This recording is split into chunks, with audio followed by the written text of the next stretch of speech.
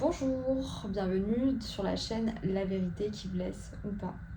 Aujourd'hui, nous avons une histoire extrêmement troublante, triste et alarmante à vous partager. C'est l'histoire d'une maman, Dalila Sadok, qui en voulant protéger ses enfants qui lui ont fait part d'abus qui subissent de la part de leur papa, s'est retrouvée face à un monde extrêmement sombre. Cette femme, lors de sa lutte afin de protéger ses enfants, a fait face à d'énormes injustices. Durant son parcours, elle s'est aperçue aussi qu'il y avait des liens très étroits entre la personne accusée, le père de ses enfants, et des groupes criminels. Plus précisément, à des sectes. Ce qui pour elle avant n'était que de simples banalités, aujourd'hui prennent tout son sens. Je vous laisse avec l'interview. Alors, mes enfants ont officiellement été placés, enfin kidnappés, pour être remis tous les deux de force au père pédocriminel qu'ils dénoncent pour de l'inceste et des viols, des tortures. Et ils l'ont été le 15 novembre 2019, officiellement. J'avais leur garde totale, auparavant principale, et quand ils ont eu le courage immense de dénoncer les viols, les crimes, les tortures, les meurtres d'enfants, qu'ils ont dû subir, vivre, partager pendant des rituels sataniques où leur père les emmenait. Et bien bizarrement, au lieu d'être protégés, au lieu d'être soutenus et accompagnés, ils ont été maltraités et traînés de force par les pieds pour être remis au père. Très bien. Tu as expliqué dans certaines interviews et également tu as vu sur le reportage, le film qui est sorti dans plusieurs salles en France, Les Survivantes. De Pierre Barnarias. Alors oui, en effet, le film de Pierre Barnarias, film documentaire, et d'Augustin de Rouget, est en fait une vraie bombe dans la libération de la parole des victimes des réseaux pédosatanistes en France et à l'international, parce qu'il faut bien comprendre que le réseau est unique et mondial. Et ce film a permis, ce film documentaire, la libération de la parole. Parce qu'aujourd'hui, ça a toujours été, jusque-là, un sujet tabou. Et ce film permet de révéler de l'intérieur ce qui s'y passe. Et tout a été mis en place dans le monde entier, depuis les années 50, et je pense même avant, pour que les victimes ne puissent pas parler. On les a fait interner, on les a traités de fous, on les a tués, on les a médiqués. Et les victimes avaient du mal à parler, elles ne pouvaient pas parler. Et ce film a permis de donner de la force et du courage et de la reconnaissance aux victimes, parce qu'elles se sont enfin dit, il est temps, on nous entend, on nous reconnaît. Et ça veut dire qu'on peut être libre de dénoncer ce qu'on a vécu, ce qu'on vit encore pour certains, parce qu'on a encore des victimes qui sont dans les réseaux, même adultes, qui n'ont pas encore réussi à sortir de l'emprise des réseaux, parce que c'est un système qui est très très lourd, très compliqué. Et bien ficelé. Bien ficelé. Donc beaucoup de victimes ne s'en rendent pas compte. Et exactement, elles sont encore dans le déni, ou elles sont encore sous l'emprise du mind control, donc du contrôle mental, qui est mis en place par des professionnels et qui a été déployé, bien on le sait, depuis la Seconde Guerre mondiale, par les nazis, les experts nazis. Et aujourd'hui, beaucoup de victimes ne le savent pas. Donc souvent, elles sortent d'un déclenchement qui peut être le film, ou des livres, ou d'autres témoignages. Et c'est assez explosif parce que ces personnes sortent de leur mémoire traumatique. Et ça peut être très violent, malheureusement. Très bien. Exactement. C'est vrai que, d'ailleurs, on a remarqué depuis la sortie de ce film quand même une libération de la parole de beaucoup d'autres victimes. Alléluia. On se rend compte que, en effet, tu n'étais pas un cas isolé, mais on pourrait presque parler de cas global en fait, au stade où on en est. C'est-à-dire qu'on retrouve souvent les mêmes procédés qui sont utilisés, d'ailleurs on va en parler. Alors Dalila, concernant cette affaire, il faut savoir que tu as expliqué avoir trouvé des images assez choquantes et graves sur les ordinateurs de ton ex-conjoint, dans une pièce d'ailleurs dont tu n'avais pas accès, qui fermait à clé. On ne fermait pas à clé, mais en fait on était... Ouais, en fait on était dissuadé d'y aller, hein, de manière assez ferme. Les enfants n'avaient pas le droit d'y entrer, moi non plus. Et en fait, c'était le QG du père pédo. Et en effet, quand je déménageais, j'étais avec quelqu'un qui a embarqué des éléments qui lui appartenaient, qu'il n'avait pas pris quand il a quitté le domicile assez rapidement. Et on a trouvé par hasard, quand on a voulu utiliser des CD-ROM que je pensais être vierges, des documents enregistrés avec des doubles écritures. Alors, je ne savais même pas que ça se faisait. Et quelqu'un qui était vraiment un pro du craquage des logiciels et des CD des vidéos cachées m'a dit qu'il y avait des éléments qui appartenaient plutôt aux services secrets. Et c'est là que j'ai compris qu'en fait, Frédéric, le père de mes enfants, voilà, avait, je pense, des compromates. C'est-à-dire que comme il installe, par son métier, il travaille dans une centrale d'achat public qui alimente en voie données-images, donc c'est-à-dire tout ce que tu vas trouver sur Internet, tout ce qui va te permettre de faire de la bureautique, de la communication, de la surveillance pour les ministères publics comme le ministère de la Justice. Donc tu vas voir les juges, tu vas voir les procureurs, les greffes, les gendarmes, tu as aussi la police, tu as le ministère de l'Éducation nationale, donc toutes les tablettes qu'on va remettre aux enfants, c'est lui qui les paramètre, donc il peut les surveiller à distance, il peut filmer à distance, il peut communiquer avec vos enfants à distance. Même chose pour la surveillance dans les hôpitaux, donc il peut savoir qui est autiste, quand est-ce qu'il va être disponible si on veut le kidnapper, le violer, le torturer, etc. Donc il a accès à tout ça. Et en même temps, forcément, si tu as quelqu'un de véreux dans le système, tu peux le surveiller s'il va aller sur des plateformes pédo, et ben tu vas pouvoir le piéger et le faire chanter. Voilà. Et en même temps, je sais que son frère est devenu photographe, il a quitté son poste d'ingénieur en informatique pour se lancer dans la photographie sans filet, sans rien. Il n'avait pas du tout de support, c'est-à-dire qu'il partait vraiment à l'aventure. Il aurait pu se casser la binette, parce que quand tu es ingénieur en informatique, tu sais que tu as une rentrée d'argent. Il n'a pas suivi d'études, etc. Sur le sujet, non, pas du tout. Il est parti du jour au lendemain à devenir ingénieur photographe. Et là, je l'avais surpris une fois d'ailleurs en train d'installer un drap vert dans le bureau de Frédéric. Et je ne savais pas à quoi ça servait. Et c'est plus tard que j'ai compris qu'en effet, c'était pour faire des vidéos avec les fonds verts. J'ai dit un fond vert. D'accord. Des CD avec un fond, des vidéos avec un fond vert. En fait, c'est pour pouvoir rajouter des faux paysages derrière. Ça s'est installé dans ce bureau. Dans son bureau, son fameux bureau. Ce fameux bureau. Voilà. Et son frère ingénieur informatique l'avait aidé à installer ce truc. Je les ai surpris en fait en train d'installer ce drap vert. Et ensuite, quand je suis allée sur les dossiers d'Interpol, parce que je m'étais dit, je vais essayer de trouver des preuves. Peut-être que je verrai mes enfants sur des vidéos ou des photos d'Interpol où ils dénoncent justement des violeurs et qui balancent des photos, des vidéos des enfants. Parce que mes enfants m'ont dit qu'ils les filmaient et qu'ils balançaient les vidéos. Eh bien, je suis allée faire un tour et c'est là que j'ai vu qu'ils repéraient en fait les pédos, essentiellement avec les fonds arrière, c'est-à-dire avec des crèmes, voilà, exactement. Et quand on met un fond vert, peut-être, voilà, ou des livres qui étaient derrière, etc. Et quand on met un fond vert, on peut mettre le paysage qu'on veut, on ne reconnaît pas en fait le pédo. Donc il avait anticipé. Et tout ça, tu as ramené ces éléments-là à la police, à la gendarmerie. À la gendarmerie. Qui au départ n'a pas gendarmerie de quelle commune? De Sarral, où j'habitais. Très bien.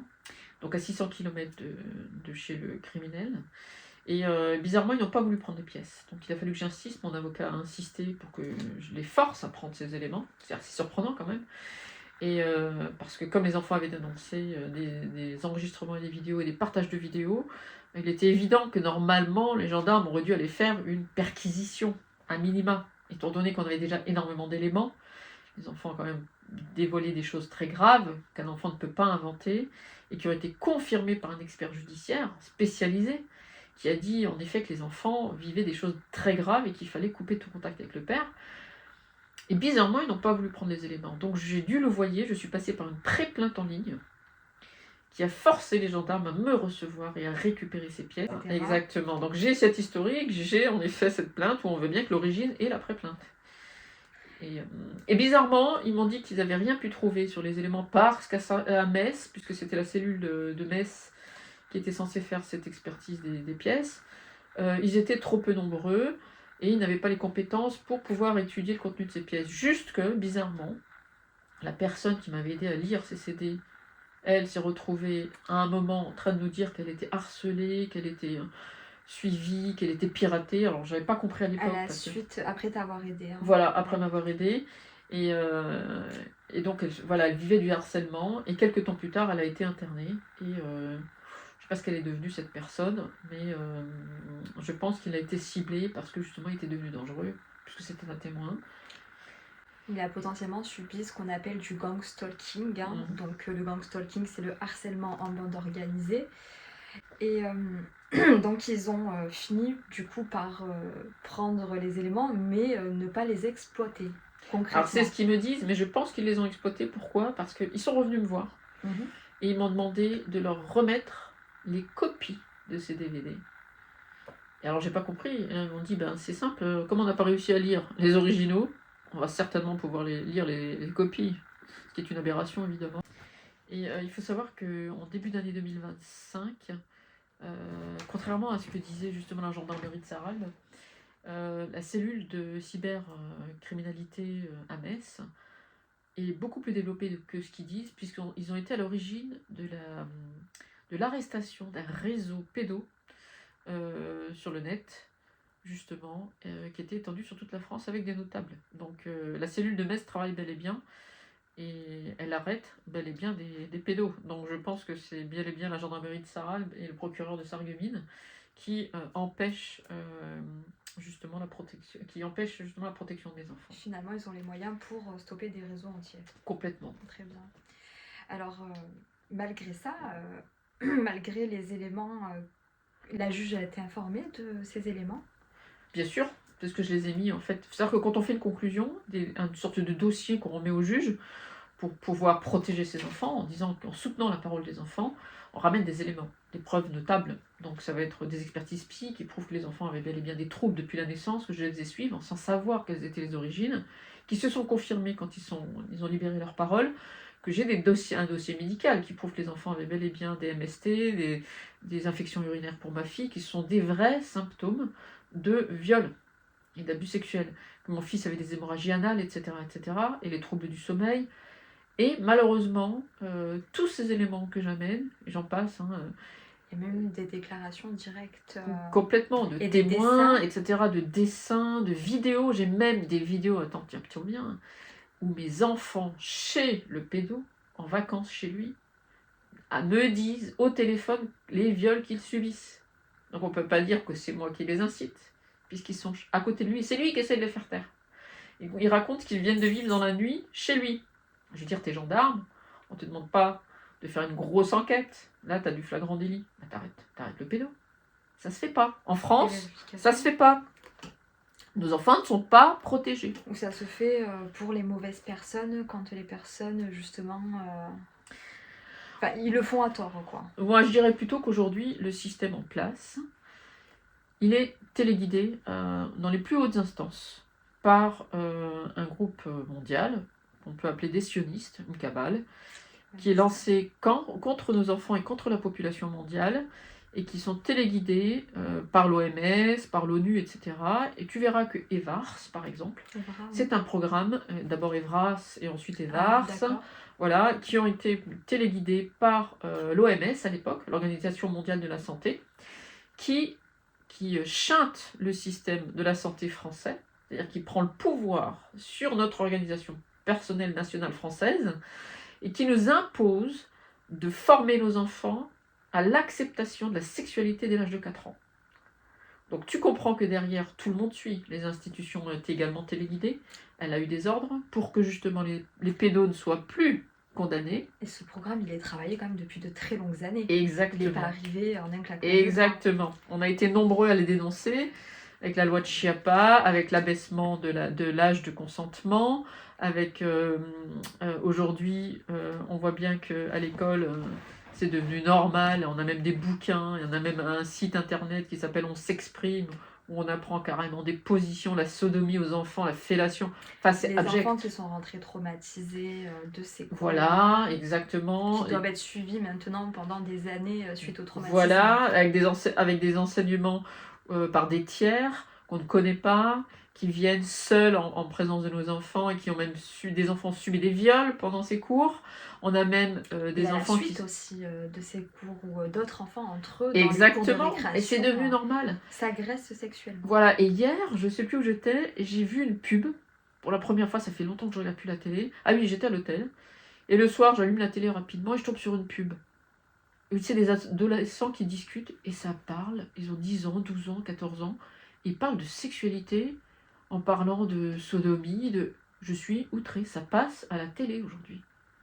Donc moi qui n'ai pas vu la télé depuis longtemps, je tombe sur cette première pub, ça parle déjà de ça, je suis outrée. C'est devenu normal. Les gens ne se rendent plus compte qu'aujourd'hui, nos enfants sont en grave danger. On les conditionne à accepter les viols et les tortures dès le plus jeune âge. J'aimerais qu'on revienne à ta situation actuelle également, mais surtout à ton métier avant que tout ceci commence, avant que ce cauchemar commence. Est-ce que tu pourrais nous expliquer qu'est-ce que tu faisais dans la vie et qu'est-ce que du coup tu fais encore aujourd'hui? Alors en fait, j'ai un métier de cœur que j'ai choisi sciemment, c'est-à-dire que je suis auditrice de certification, c'est-à-dire que j'audite les grands groupes essentiellement liés à mon expérience professionnelle, à mes études, puisque j'ai fait une école d'ingé, j'ai fait un master en management de la qualité, de la sécurité et de l'environnement. Donc j'audite les grands groupes du CAC 40 essentiellement, que je salue d'ailleurs, et pour leur capacité, pour valider ou pas leur capacité à manager de manière qualitative, selon la norme ISO 9001, en sécuritaire pour la protection des salariés, selon l'ISO 45001, et selon la 14001, la norme ISO 14001, pour assurer que les groupes que vous avez sélectionnés, qui sont certifiés ISO 14001, respectent bien l'environnement. Voilà, donc ça c'est mon métier. Tu délivres du coup les certifications. Voilà, les reconnaissances des entreprises pour qu'elles puissent travailler. Souvent elles sont soumises à des exigences contractuelles, notamment dans les appels d'offres, pour pouvoir répondre à un appel d'offres, donc monter un projet, je ne sais pas, pour la construction d'un hôpital, d'un pont à l'international. Ils doivent répondre à des exigences très particulières et ces certifications leur permettent de répondre et donc de travailler. Très bien. Donc, si elles n'ont pas ces certifications, souvent elles ne peuvent pas travailler. Donc, tu comprends que j'ai un métier qui est... Tu valides en gros des grosses entreprises. Tout à fait, à l'autorisation de travailler sur des gros chantiers qui ont des portées internationales. Sur des gros projets. Donc, forcément, j'ai un pouvoir sur ces entreprises qui pourrait être abusif, c'est-à-dire que je pourrais, si j'étais une mauvaise personne, en abuser. En face de nous, dans ces grands groupes du CAC 40, ce sont des gens qui ont un poids financier, un poids dans le pouvoir du tissu industriel français, international également. Ces gens-là, il y a beaucoup de scandales qui sont sortis, on n'apprend rien. Bref, ces gens-là, quand tu rentres chez eux, ils pensent que le certificat, ils vont te l'acheter.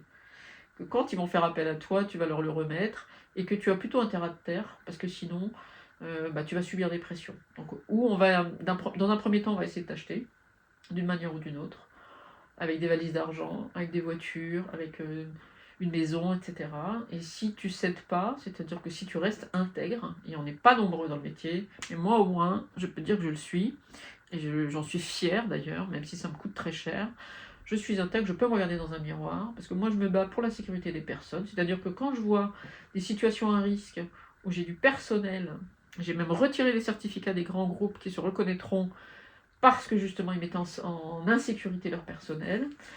J'ai retiré également des certificats quand j'ai vu des entreprises qui polluaient sciemment l'eau de consommation. Maintenant les scandales sortent, et moi je les dénonce depuis 2008, qui polluaient l'eau à l'Escherichia coli, qui est quand même une bactérie mortelle. J'ai dénoncé aussi des scandales dans l'eau avec des polluants au PCB cancérigènes. Bon, c'est peut-être un peu des termes techniques, bref, ce sont des produits chimiques dangereux qui sont dans l'eau de consommation et qui est autorisé par la DREAL, qui est en fait la police environnementale nationale. Donc moi, je l'ai dénoncé évidemment parce que moi, je suis musulmane d'origine, enfin mes parents sont musulmans, ils m'ont inculqué, malgré tout ce qu'on pourra dire contre l'islam, c'est une religion de paix. Et dans cette religion, on nous apprend à être intègre, à se respecter, voilà, à respecter l'autre, à respecter la nature, à respecter la vie. Et donc mes parents m'ont inculqué ça, et donc je ne me suis jamais laissé vendre ou acheter.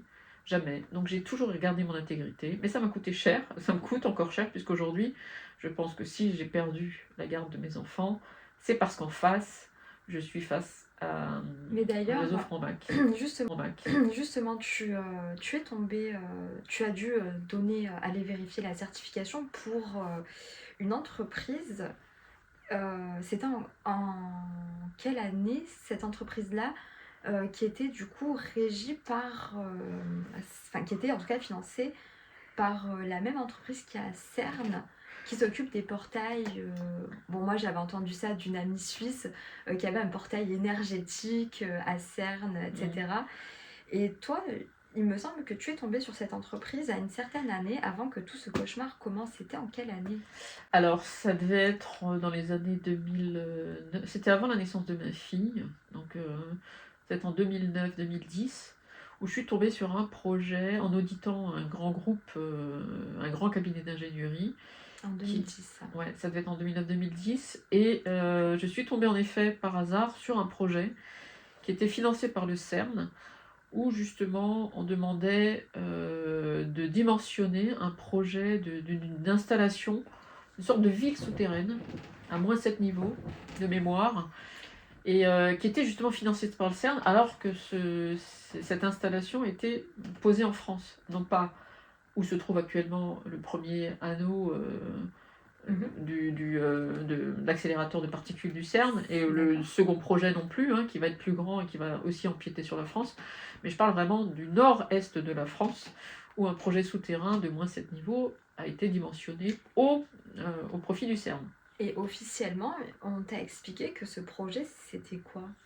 On m'a fait croire évidemment que c'était un projet d'enfouissement ultime. Alors, pour ceux qui s'y connaissent un petit peu en enfouissement de déchets ultime, c'est pas du tout comme ça que ça se passe, c'est pas vrai. On met pas plusieurs niveaux avec une installation électrique, avec des ventilations, avec des aérations, avec des plantations, etc., etc. Tout ça, c'est des conneries. J'ai compris bien plus tard ce que c'était quand je suis tombée justement face au réseau qui me vole mes enfants. Je me suis renseignée et j'ai appris qu'en effet, il y avait des bases souterraines dans lesquelles on exploitait les enfants. On l'a vu aussi à New York quand un réseau de rabbins juifs.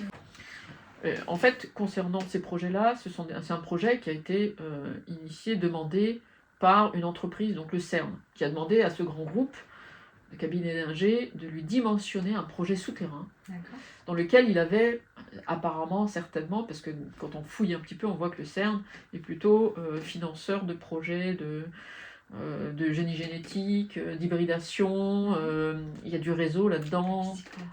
Exactement, mais il y a aussi, je pense, beaucoup de trafic d'êtres humains, il y a... Enfin, c'est un secret de polichinelle. Hein. Aujourd'hui, quand l'Ukraine a été démantelée, et les souterrains qui ont été démantelés grâce à la Russie, grâce à l'URSS, pardon, on a bien vu que dans ces sous-sols, il y avait du trafic d'êtres humains, du trafic d'organes, trafic de drogue, il y avait du génie génétique, l'hybridation, etc. Donc c'était la même chose, jusque-là, c'était en France, financé par le CERN. Donc j'ai compris après coup pourquoi ce dossier était classé dans les top secrets. C'est parce que justement, il prouvait que bel et bien tout ce qu'on nous traite comme être du complotisme est bel et bien réel. Et l'entreprise pensait que j'étais au fait de tout ça, donc après elle a caché le sujet en me faisant croire que c'était de l'enfouissement ultime. Mais ça n'en était pas du tout. Et toi, tu as pu voir quand même certains détails de ce projet. Tout de suite, en creusant, j'ai bien vu. Puisque tu devais enquêter pour leur donner la certification. Exactement. Mais tu n'as pas fait le rapprochement immédiatement. Pas à l'époque, j'en étais pas consciente. C'est quand je suis... Ça. Voilà. Et quand j'ai eu vent de l'affaire de mes enfants, j'ai creusé, j'ai fait mon enquête. Et c'est là que j'ai compris qu'en fait, j'avais déjà, à plusieurs reprises, vu l'envers du décor et que le complotisme, c'était une réalité. Des informations top confidentielles que peut-être tu n'aurais pas dû voir, mais bon, tu les as vues, c'est comme ça. Exactement. Et à la suite de ça, tu t'es mariée en quelle année avec Frédéric, ce criminel? Je ne me suis pas mariée avec lui, hein. Il a voulu, j'ai refusé. Tu l'as rencontré en quelle année? Je l'ai rencontré en 2009, il me semble, ouais, ça devait être 2009. Et c'est une personne, en fait, une tierce personne qui nous a mis en contact. Elle m'a présenté une seule personne, et c'était lui. Très bien. Et après, elle a disparu De ta vie. de ma vie. Je l'ai rencontrée pendant une sortie en plongée, pendant une semaine de plongée en mer Rouge. Et lui, très vite, c'était le prince charmant. Hein, très très vite, il a voulu des enfants, une maison, il a voulu que je rachète sa maison, etc. C'est ce qu'on a fait. Et donc ma fille est arrivée très vite. C'était un pur bonheur. Et on vivait une vraie lune de miel. Et en 2013, c'est mon fils qui est arrivé. Ils ont 2 ans d'écart. Et là, très rapidement, tout a changé. Et je sais que j'étais... Il faisait quoi comme métier? Il est conseiller. Officiellement. Il est conseiller clientèle pour une centrale d'achat public. D'accord. Mais bizarrement, j'ai appris récemment qu'il était... donc, c'est-à-dire qu'il s'occupait des finances du tunnel, du fret ferroviaire entre Lyon et Turin. Donc il s'est placé dans ce projet-là. Ouais, donc c'est-à-dire qu'il a toujours ce poste-là de conseiller clientèle, mais on ne comprend pas comment il arrive à gérer le financement du fret Lyon-Turin en ferroviaire. C'est un projet qui a été énormément décrié parce que tout le monde savait que c'était la mafia italienne qui finançait ce projet. Pourquoi? Pour faciliter les transits, le trafic entre l'Italie et la France. Et lui, il se retrouve financier de ce projet. Il se retrouve au cœur du projet, quoi. Voilà, et en plus, trafic, ça va être trafic d'êtres humains, trafic d'armes, trafic de drogue, enfin, je veux dire, c'est un secret de polichinelle. Hein. Comment s'appelle, rappelle-moi, le projet? Le Lyon-Turin. Le fret Lyon-Turin. Le fret Lyon-Turin, vous irez faire vos recherches en détail sur cela, sur ce qu'elle est en train de nous expliquer. Et tu as subi des tentatives de meurtre par cet homme-là. Ça a commencé quand, ces tentatives? Alors, moi, la première fois que je lui ai demandé, je lui ai dit que j'allais le quitter, c'était en 2014.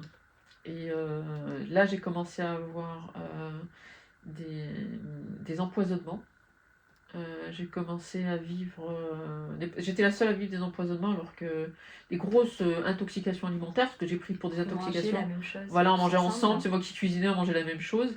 J'ai fini aussi une fois aux urgences, et je pense que j'étais victime d'une arme psychotronique, parce que très rapidement, je me suis retrouvée avec un malaise cardiaque, alors que je faisais du sport, je fais du sport régulièrement.